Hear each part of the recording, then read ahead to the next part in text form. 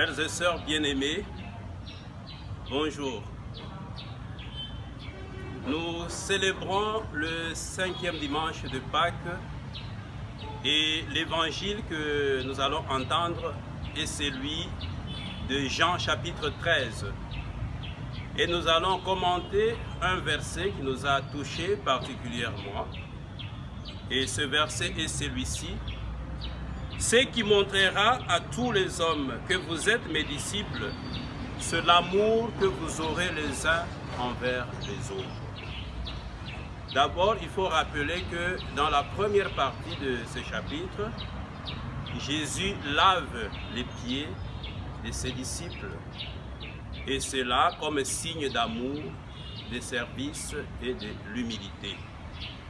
Ensuite, il les invite à imiter son exemple en se lavant les pieds les uns les autres.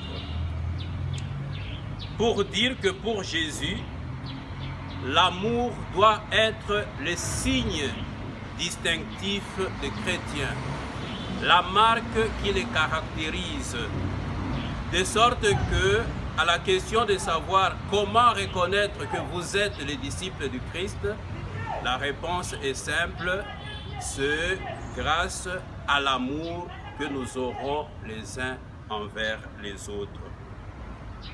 Malheureusement, les choses dans la pratique ne se passent pas toujours de cette façon. Que des conflits parmi les chrétiens également.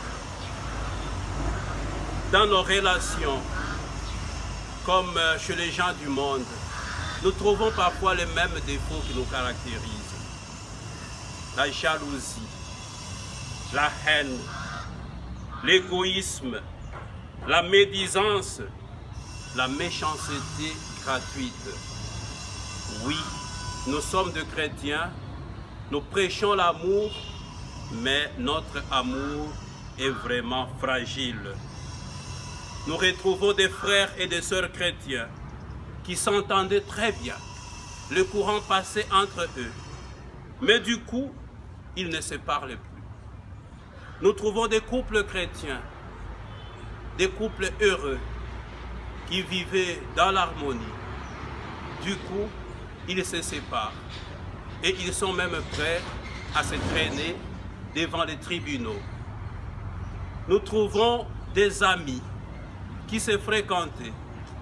Du coup, ils se brouillent et ils ne se visitent plus. Oui, notre amour est réellement fragile.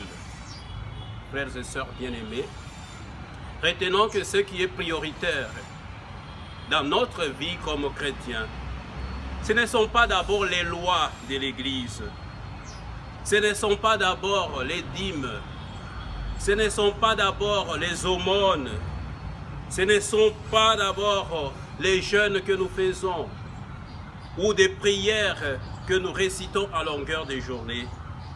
Mais tout cela, tout en étant important, ce qui est prioritaire, c'est l'amour concret. Ce n'est pas l'amour théorique, ce ne sont pas des discours sur l'amour, mais l'amour qui doit être traduit dans le vécu quotidien. L'amour dans les actes, amour des enfants envers leurs parents, l'amour des parents envers leurs enfants, la visite des malades, des prisonniers, l'aide aux démunis, aux personnes âgées, aux personnes vivant avec handicap.